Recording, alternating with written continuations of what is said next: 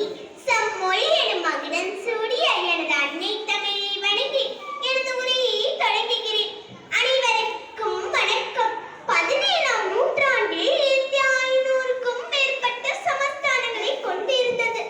அப்போதுதான் ஆங்கிலேயர்கள் கிழக்கிந்திய கம்பெனி என்ற பெயரில் இந்திய திருநாட்டிற்குள்ளே நுழைந்தனர்.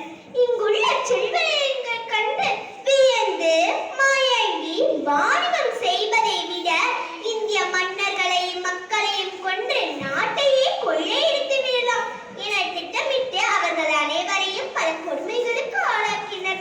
அக்கொடுமைகளை பொறுத்துக் கொள்ள முடியாமல் எதிர்த்து கிட்டத்தட்ட 200 ஆண்டுகள் போராடி வெற்றியும் கண்டனர்.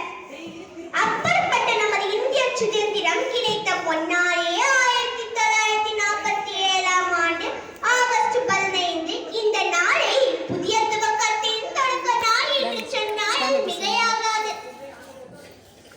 ஆகஸ்ட் 15 சுதந்திர நாளான இன்று சுதந்திரத்திற்காக போராடிய வீரமங்கை வேலுநாச்சியாரை பற்றியே நான் பேச வந்துள்ளேன்.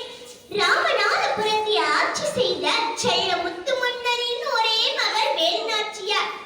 தாய்மொழி தமிழ் மட்டுமல்லாமல் ஆங்கிலம், பிரெஞ்சு, உருது ஆகிய மொழிகளையும் சிறப்பாக கற்றார். சிலம்பம், குதிரையேற்றம், வாட்போர், விற்பயிற்சி ஆகியவற்றையும் கற்றுக்கொண்டார். போரில் முத்துவடிக நாதர் ஆங்கிலேயரால் நயவஞ்சகமாக கொல்லப்பட்டார். அதனால் வேலுநாச்சியார் ஆங்கிலேயரை வென்று சிவகங்கை மீட்க உறுதி பூண்டார். ஆங்கிலேயரை வேலுநாச்சியாருக்கு ஆதரவாக தளபதி பெரிய